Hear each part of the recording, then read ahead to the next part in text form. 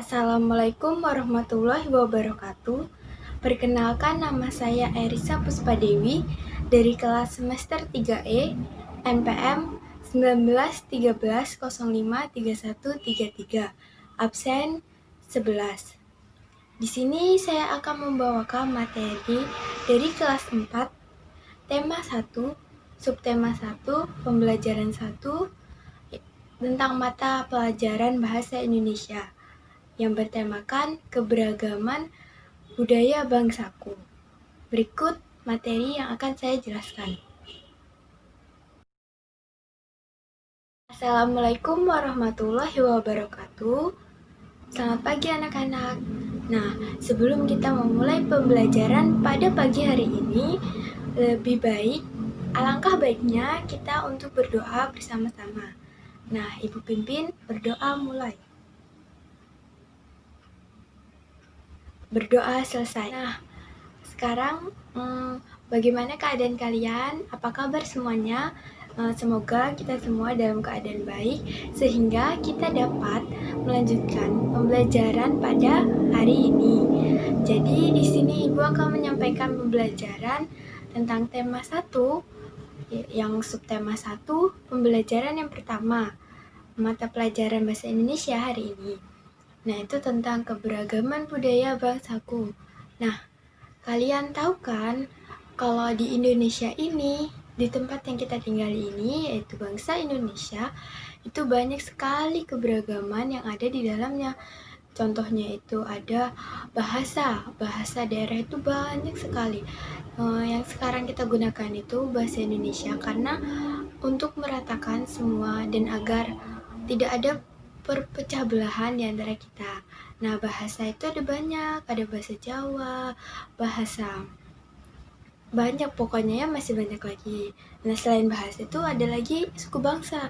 Jadi di Indonesia ini kita memiliki berbagai macam suku bangsa. Nah, pasti di dalam kelas kalian ini tidak hanya terdiri dari satu suku bangsa kan, pasti terdiri dari banyak suku bangsa yang bermacam-macam, sehingga kalian itu harus membaur, menghargai setiap suku bangsa yang ada di kelas kalian ini. Jadi jangan ada yang merasa suku bangsanya itu paling bagus, paling baik. Nah, selain suku bangsa itu ada agama. Jadi agama di Indonesia itu ada berbagai jenis macamnya. Selain agama, di sini juga ada ras, dan masih banyak lagi keberagaman yang ada di Indonesia.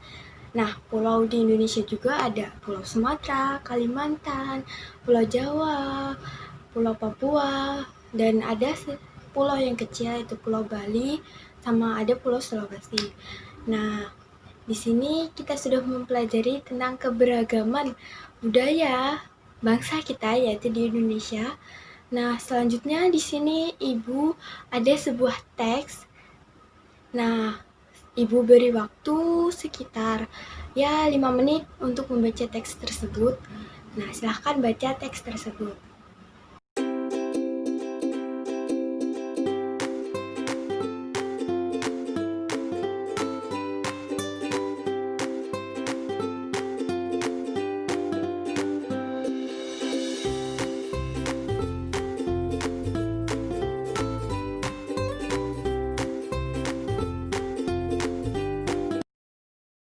Setelah membaca teks tadi, yaitu tentang pawai budaya, di sini Ibu akan memberikan tugas. Nah, di sini Ibu ada media pembelajarannya.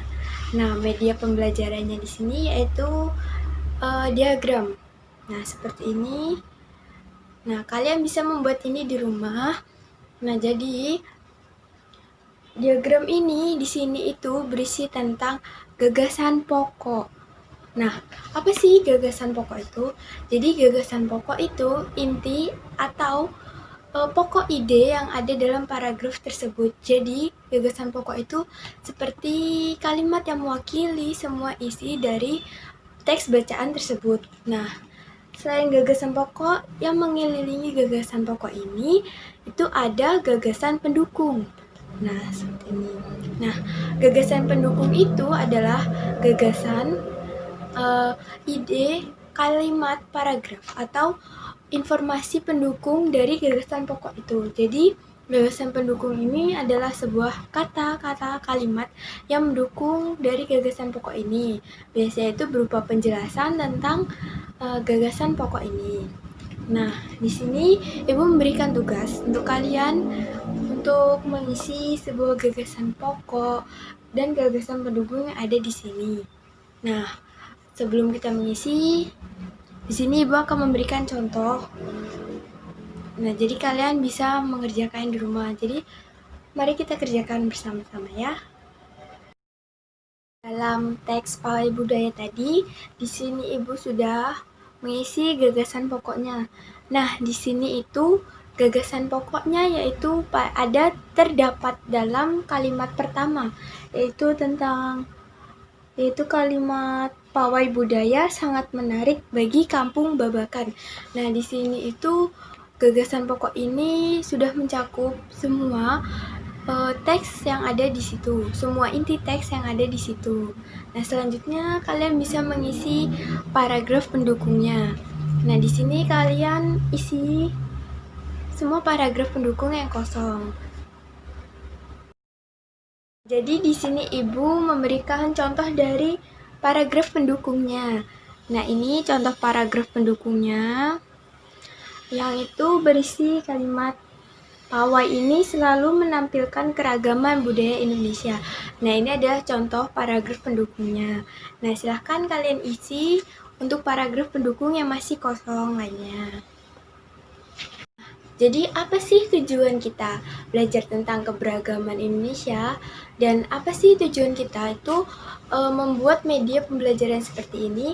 Jadi, tujuan kita belajar tentang keberagaman budaya kita itu agar kita saling menghargai antar sesama dan saling menghargai teman sekelas yang pasti itu beda agama, beda suku, beda ras, dan semuanya pasti berbeda di satu kelas itu. Nggak mungkin ada yang sama. Jadi kita di sini setelah mempelajari dan mengetahui apa saja itu keberagaman budaya Indonesia dan apa saja yang beragam di Indonesia itu, agar kita bisa lebih menghargai sesama dan teman-teman kalian di kelas. Nah, tujuan dari kita membuat media pembelajaran diagram ini yang berisi tentang gagasan pokok dan gagasan pendukung adalah saat kita membaca teks, agar kita mengetahui dan agar kita bisa mengidentifikasi mana itu gagasan pokok dan mana gagasan pendukung. Nah, kita juga bisa mengetahui perbedaan dan bisa membedakan mana itu gagasan pokok, mana itu gagasan pendukung. Jadi kita bisa lebih paham lagi tentang gagasan pokok dan gagasan pendukung dengan media pembelajaran seperti ini. Nah, itulah pembelajaran yang dapat saya sampaikan hari ini. Nah, jika ada kurangnya, Ibu mohon maaf. Nah, untuk lebih jelas lagi, kalian harus mempelajari ini semua setelah pembelajaran ini. Jadi, semua materi yang kita pelajari pada hari ini itu akan terus teringat oleh otak kita sampai nanti-nanti dan sampai kapanpun. Nah, itu yang dapat saya sampaikan. Kurang dan lebihnya saya mohon maaf. Saya akhiri. Wassalamualaikum warahmatullahi wabarakatuh. Sampai jumpa lagi.